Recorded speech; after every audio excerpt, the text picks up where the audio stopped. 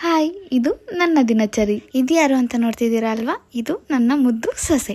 ಇವತ್ತು ಶ್ರೀರಾಮನವಮಿ ಅಲ್ವಾ, ಅದಕ್ಕೇನೆ ಬೆಳಗ್ಗೆ ಎದ್ದು ಎಲ್ಲರೂ ಒಂದೊಂದು ಕೆಲಸನ ಸ್ಟಾರ್ಟ್ ಮಾಡ್ಕೊಂಡಿದ್ದೀವಿ. ಅಂಡ್ ನಾವು ತರಕಾರಿ ಹೆಚ್ಚೋದ್ರಲ್ಲಿ ಎಕ್ಸ್ಪರ್ಟ್. ಈ ವಿಡಿಯೋ ನೋಡಿದ್ರೆ ಗೊತ್ತಾಗ್ತಿರ್ಬೋದು.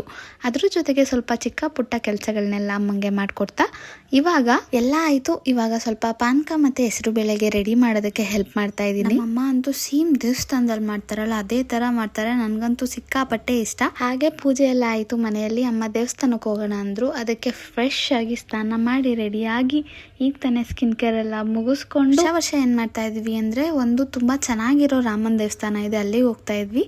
ಬಟ್ ಈ ವರ್ಷ ನೆಡ್ಕೊಂಡು ಹೋಗೋದಕ್ಕಾಗಲ್ಲ ಅಂತ ಇಲ್ಲೇ ನಮ್ಮ ಮನೆ ಪಕ್ಕದಲ್ಲಿ ಒಂದು ದೇವಸ್ಥಾನ ಇದೆ, ಅಲ್ಲಿಗೆ ನಾನು ನಮ್ಮ ಅಕ್ಕ ಫ್ರೆಂಡ್ ಕೂಡ ಬಂದಿದ್ರು. ಅವರೆಲ್ಲ ಹೋಗ್ತಾ ಇದ್ದೀವಿ. ಯಾಕಂದರೆ ಫ್ಯಾಮಿಲಿ ಎಲ್ಲ ಆಗಲೇ ಹೋಗ್ಬಿಟ್ಟು ಬಂದಿದ್ರು ಅಂತ. ಹೋಗ್ಬಿಟ್ಟು ದರ್ಶನ ಎಲ್ಲ ಮಾಡ್ಕೊಂಡ್ಬಿಟ್ಟು ಅಲ್ಲೇ ಸ್ವಲ್ಪ ಪ್ರಸಾದ ಕೊಡ್ತಾಯಿದ್ರು. ಪ್ರಸಾದ ಅಂದರೆ ರಾಮನವಮಿಗೆ ಇನ್ನೇನು ಕೊಡ್ತಾರೆ, ಅಲ್ಲೂ ಕೂಡ ಮಜ್ಜಿಗೆ, ಪಾನಕ, ಹೆಸರು ಬೇಳೆ ಎಲ್ಲ ಕೊಟ್ಟರು. ಅಲ್ಲೇ ಕೂತ್ಕೊಂಡು ಪೀಸಾಗಿ ತಿಂದು ಕುಡ್ಬಿಟ್ಟು ಮನೆಗೆ ಬಂದ್ವಿ. ಮನೆಗೆ ಬಂದಿನ್ನೇನು ನನ್ನ ಸೊಸೆ, ನಮ್ಮ ಅತ್ತೆ ಅವರೆಲ್ಲ ಬಂದಿದ್ರು ಮುತ್ತು ನೋಡೋದಕ್ಕೆ ಅಂತ.